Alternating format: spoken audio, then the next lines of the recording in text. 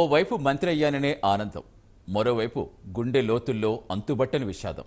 రెండు కళ్ళల్లో ఉబికి వస్తున్న కన్నీళ్లు బిగపట్టుకున్నారు. తన కడుపులో ఉన్న విషాదం కడుపులోనే దాచుకున్నారు.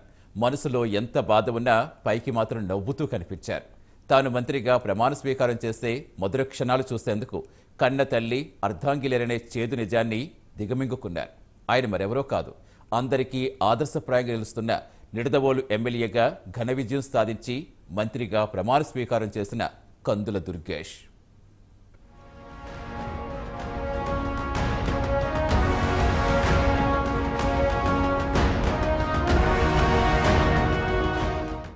కందుల దుర్గేష్ అనే నేను అంటూ మంత్రిగా ప్రమాణ స్వీకారం చేసిన కందుల దుర్గేష్ జీవితంలో సంతోషమనే పదం కనిపించకుండా పోయింది.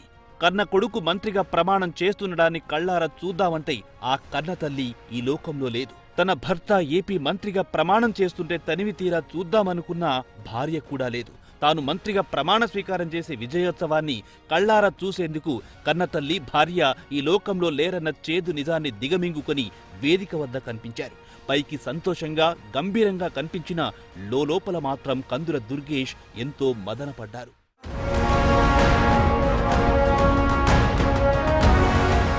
కందుల దుర్గేష్ జీవితమంతా ఎత్తుపల్లాలు వెలుగు చీకట్టుగా మారింది. ఆయన జీవితంలో విజయాలతో పాటు విషాదాలు కూడా దాగున్నాయి.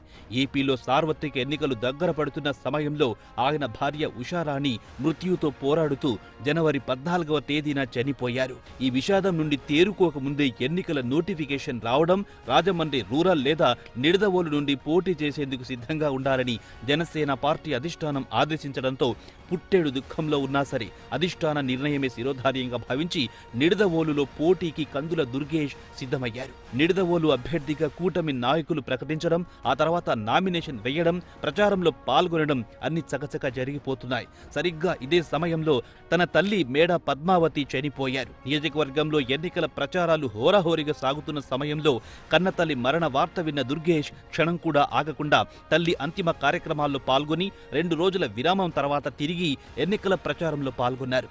టికెట్ వచ్చిందన్న ఆనందం ఓపక్కైతే ఆ ఆనందాలను పంచుకునే కట్టుకున్న భార్య కన్నతల్లి ఒకరి తర్వాత మరొకరు శాశ్వతంగా దూరమవ్వడం దుర్గేష్కు తీరని శోకాన్ని మిగిల్చింది.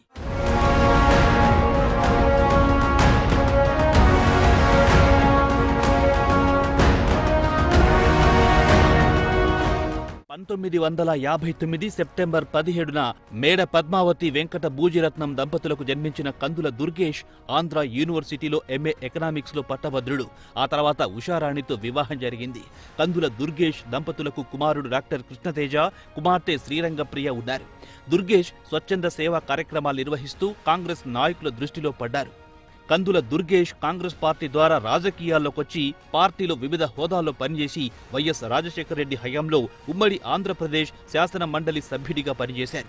ఎమ్మెల్సీగా పనిచేయడంతో పాటు రాష్ట్ర విభజన తర్వాత తూర్పు గోదావరి జిల్లా కాంగ్రెస్ అధ్యక్షుడిగా పార్టీని బలోపేతం చేస్తూ 2014లో రాజమండ్రి లోక్సభ నియోజకవర్గం నుండి పోటీ చేసి 21,243 ఓట్లు సాధించాడు. ఆ తర్వాత 2016లో వైసీపీలో చేరిన దుర్గేష్ 2 ఏళ్ల అనంతరం 2018లో జనసేన పార్టీలో చేరారు. 2019లో జరిగిన శాసనసభ ఎన్నికల్లో రాజమహేంద్రవరం రూరల్ నియోజకవర్గం నుండి జనసేన పార్టీ అభ్యర్థిగా పోటీ చేసి 42,685 ఓట్లు సాధించి 3వ స్థానంలో నిలిచారు.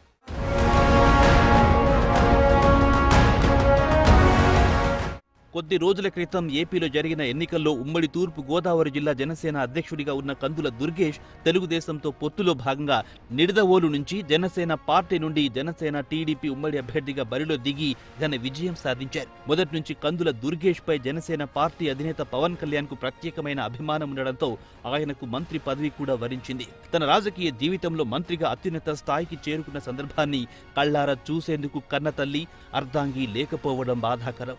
ఇంతటి దుఃఖాన్ని తన మనసులో దాచుకుని మంత్రిగా ప్రమాణ స్వీకారం చేసిన కందుల దుర్గేష్ పై జిల్లా వాసులు ప్రశంసల వర్షం కురిపిస్తున్నారు.